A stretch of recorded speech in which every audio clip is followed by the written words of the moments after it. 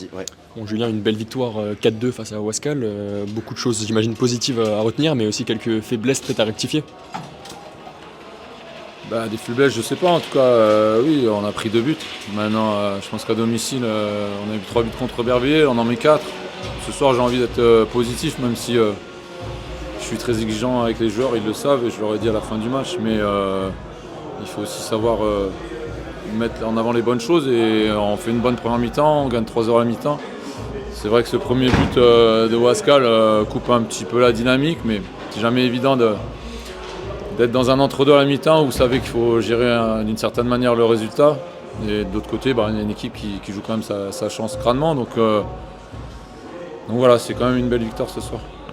Vous avez joué face à Chambly le week-end dernier, une défaite. C'était important pour vous de rebondir ici, de gagner, pour ne pas tomber dans une spirale négative?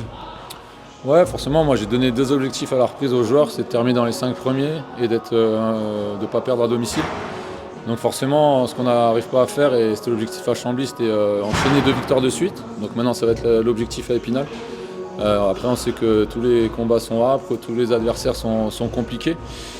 Je pense que Chambly, si on termine à 11, à mon avis, c'est un autre résultat. Mais après, ça reste la vérité des matchs et du foot.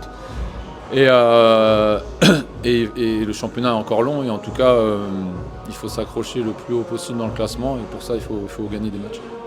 Pour revenir à ce match face à Wascal, on a vu une très belle équipe de Thionville en première mi-temps, et en deuxième mi-temps on a vu une équipe de Thionville un peu plus gênée, un peu plus embêtée par Wascal qui jouait un peu plus haut. Comment vous pouvez expliquer ça en seconde période? Ouais. Vous avez vu ça, vous?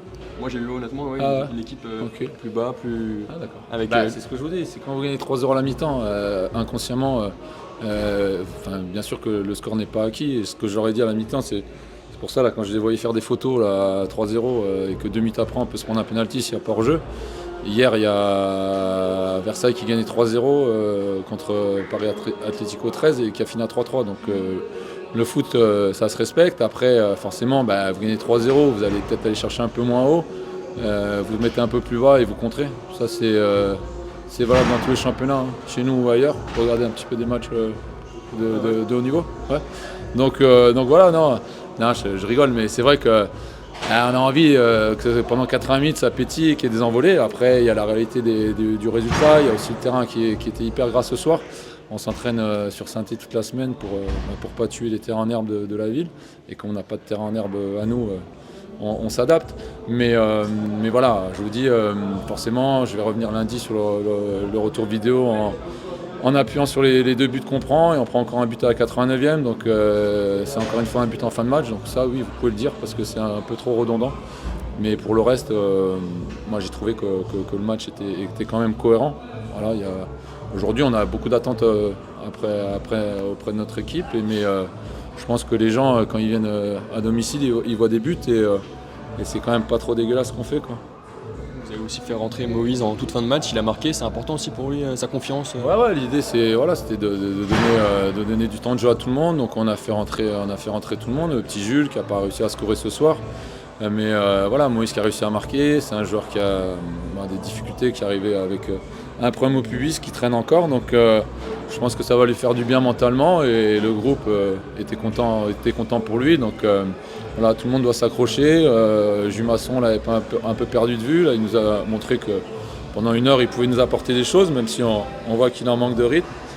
Et voilà, la saison, comme je l'ai dit, elle est longue. On va aller, je pense qu'on va certainement plus faire de recrues d'ici le 31. On va aller avec ce groupe-là jusqu'au bout. Et il faudra y aller, je vous dis, de la plus belle des manières. Et cette saison en championnat, vous êtes invaincu à domicile. Comment expliquer une telle régularité ici à Guentrange?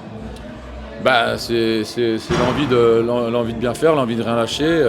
Même Valenciennes, voilà, on va chercher l'égalisation à la 97e. Donc voilà, moi je vous ai dit, ça fait partie dans la fixation d'objectifs sur la deuxième partie de saison de quelque chose qu'on a envie de garder, parce que déjà un championnat, ça se gagne, que ce soit un maintien ou une montée chez soi. Et pour ça, il faut avoir cette idée-là de rester invaincu chez nous et de faire des victoires, parce qu'on voit très bien qu'avec 3 points, on avance forcément plus vite qu'en début de saison où on faisait plutôt des bons matchs, mais on faisait que des matchs nuls. Donc là, on fait 24 ce soir. Forcément, on peut refaire les matchs et se dire qu'on pourrait en avoir un petit peu plus.